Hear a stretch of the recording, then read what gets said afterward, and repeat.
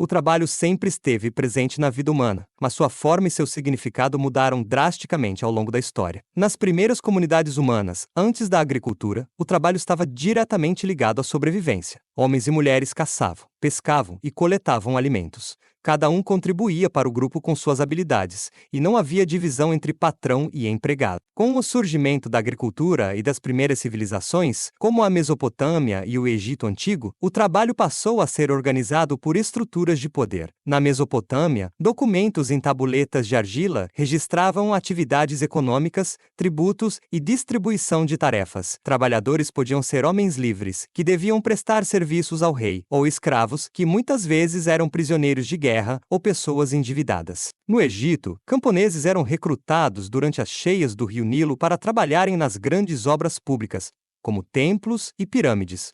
Esse trabalho era considerado um dever social e espiritual. Na Grécia Antiga, o trabalho manual era desprezado pelas elites. A cidadania plena estava restrita aos homens livres, e o funcionamento da sociedade dependia do trabalho de escravos, que realizavam funções como agricultura, mineração e serviços domésticos. Em Roma, essa lógica foi ampliada. O império contava com milhões de escravos que sustentavam a economia. O trabalho braçal era considerado indigno, e os cidadãos romanos valorizavam a vida política, militar e intelectual. Com a queda do Império Romano e a formação do feudalismo, o trabalho passou por outra transformação. Durante a Idade Média, na Europa, o sistema feudal se baseava na posse da terra. O servo da gleba era uma figura comum. Ele não era exatamente um escravo, mas estava preso à terra onde nasceu e devia prestar serviços ao senhor feudal. A Igreja Católica teve papel central na justificação dessa ordem.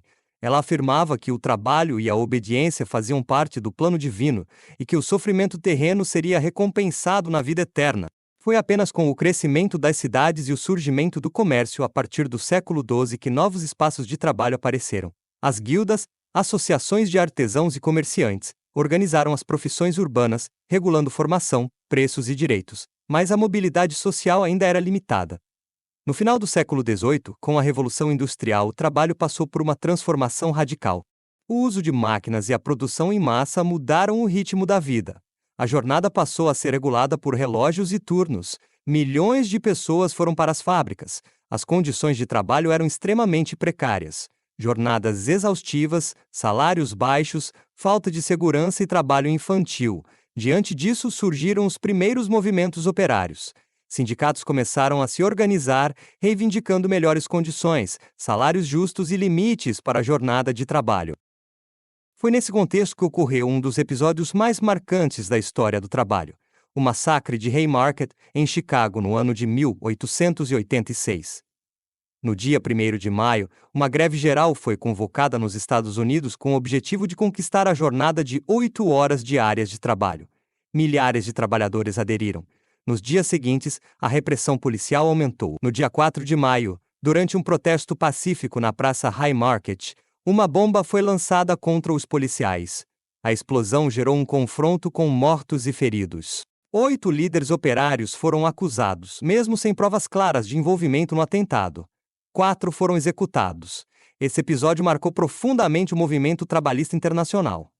3 anos depois, em 1889, o 1º de maio foi instituído como o Dia Internacional dos Trabalhadores, em homenagem aos mártires de Chicago e à luta por direitos. Mas, antes de encerrar, vale lembrar de alguns pontos que muitas vezes passam despercebidos, porque o 1º de maio não é apenas uma memória internacional, ele também tem uma história própria no Brasil. Por aqui, o Dia do Trabalhador começou a ser celebrado em 1925 durante o governo de Arthur Bernardes, mas ganhou força mesmo foi com Getúlio Vargas. Nos anos 1930, Vargas transformou o 1º de maio em uma vitrine política. Criou a Consolidação das Leis do Trabalho, instituiu o salário mínimo e passou a usar essa data como palco para anunciar medidas populistas e reforçar sua imagem de pai dos pobres. O que antes era uma data de luta, passou a ser também uma data de discursos oficiais, muitas vezes sem espaço para o trabalhador falar por si. E mesmo com avanços, o Brasil teve sua própria carga de repressões. A Greve Geral de 1917, por exemplo, muito antes de Vargas, já mostrava a força do operariado brasileiro. Milhares de trabalhadores cruzaram os braços em São Paulo, exigindo melhores salários, menos horas de trabalho e o fim da exploração. Foram recebidos com repressão policial, censura e silêncio histórico. Pouca gente aprende sobre isso nas escolas. Em outras partes do mundo, a luta seguiu viva. Na França, em 1968, operários e estudantes tomaram as ruas por semanas, paralisando o país. Na Polônia, nos anos 80, o movimento Solidariedade desafiou um regime inteiro.